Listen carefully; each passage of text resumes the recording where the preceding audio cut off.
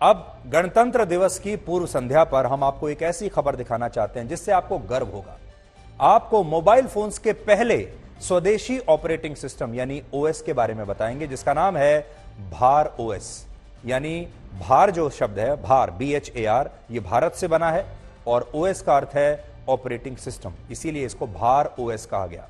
भारत में बना ये ऑपरेटिंग सिस्टम अब एप्पल के iOS और गूगल के एंड्रॉयड को कड़ी टक्कर देगा। ऑपरेटिंग सिस्टम एक सिस्टम सॉफ्टवेयर होता है जो हार्डवेयर और सॉफ्टवेयर रिसोर्सेज के बीच एक महत्वपूर्ण कड़ी का काम करता है। आप ऐसे समझिए कि हार्डवेयर होता है आपका मोबाइल फोन।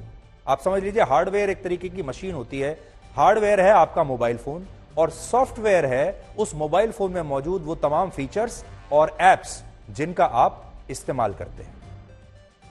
मान लीजिए अगर आप व्हाट्सएप का इस्तेमाल करते हैं तो व्हाट्सएप जो है वो सॉफ्टवेयर है और जिस फोन में आप व्हाट्सएप का इस्तेमाल कर रहे हैं वो फोन हार्डवेयर है।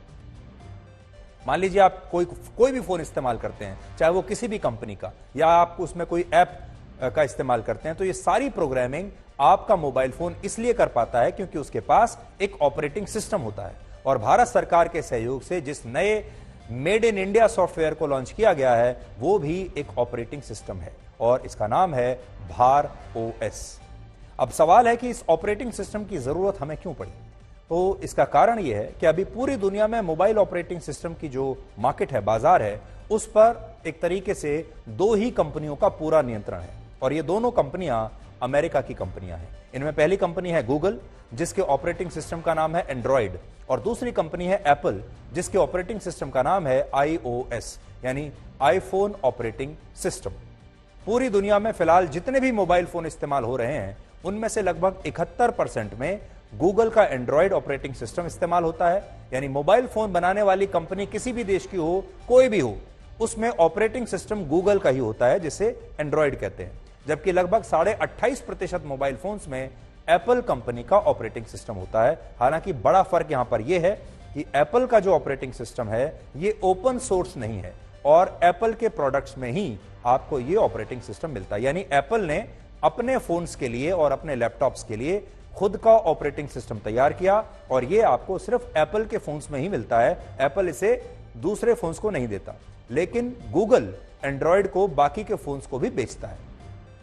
कहने का मतलब यह कि मान लीजिए दक्षिण कोरिया की कंपनी सैमसंग जब कोई मोबाइल फोन बनाती है तो उसमें अमेरिका की गूगल कंपनी का एंड्रॉयड ऑपरेटिंग सिस्टम होता है, लेकिन एप्पल जब अपना आईफोन बनाता है तो उसमें एप्पल कंपनी का ही खुद का ऑपरेटिंग सिस्टम होता है। आज बड़ी बात यह है कि आप चाहे सैमसंग ले लीजिए, चाहे कोई चाइनीज फोन ले लीजिए, चाहे और कोई कंपनी का फोन ले लीजिए, आपको उसमें एंड्रॉयड सिस्टम ही मिलेगा। जो उसका ओएस होगा वो एंड्रॉयड होगा। यानी एंड्रॉयड जो है वो तमाम दुनिया भर के मोबाइल फोन्स बनाने वाली कंपनियों को अपना ऑपरेटिंग सिस्टम बेचता है, जबकि एप्पल बेचता नहीं है, वो सिर्फ अपने लिए बनाता है।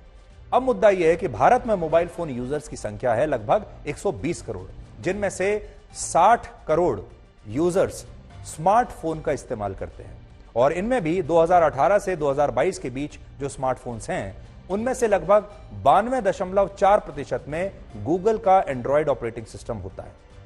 अगर ये मोबाइल फोन्स भारत में बना भी लिए गए तब भी ऑपरेटिंग सिस्टम हम अमेरिका की गूगल कंपनी का ही इस्तेमाल करते हैं और इसी निर्भरता को घटाने के लिए अब भारत में ये made in India operating system IIT Madras द्वारा विकसित किया गया है, जो भारत के लिए एक बहुत बड़ी उपलब्धि है।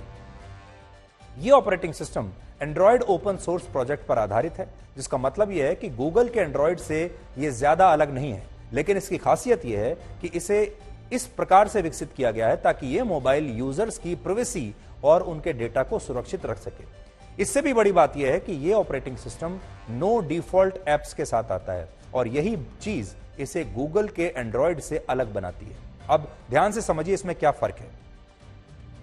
असल में जब आप कोई नया एंड्रॉयड स्मार्टफोन खरीदते हैं और उसे स्टार्ट करते हैं तो उसमें पहले से ही बहुत सारे ऐप्स इंस्टॉल्ड होते हैं, जैसे गूगल मैप्स होता है, गूगल प्ले स्टोर होता है, यूट्यूब होता है, गूगल के और भी दूसरे ऐप्स इन फोन्स में पहले से ही इंस्टॉल्ड होते हैं और इस तरह से गूगल कंपनी अपने ऑपरेटिंग सिस्टम के साथ अपने इन सारे ऐप्स को भी आपकी मर्जी के बिना, आपसे बिना पूछे आपके मोबाइल फोन में फीड कर देती है और आप ये सोचकर इनका इस्तेमाल करते चले जाते हैं कि ये ऐप्स तो आपको अपने फोन के साथ मुफ्त में मिले हैं, आपके फोन में पहले से ही ये ऐप लगकर आए हैं, फीड किए हुए आए हैं, इसलिए आप भी उन्हें इस्तेमाल करते चले जाते हैं। ये आपने अपनी मर्जी से नहीं लगाए इस फोन में।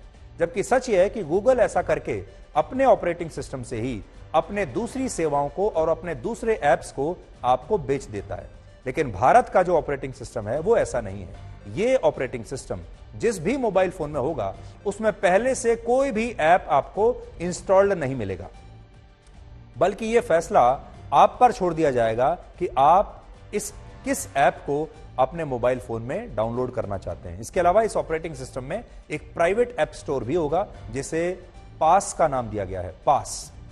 इस ऐप स्टोर पर उन तमाम ऐप्स की एक अलग से लिस्ट होगी जो आपके डेटा की सुरक्षा के लिहाज से सुरक्षित हैं।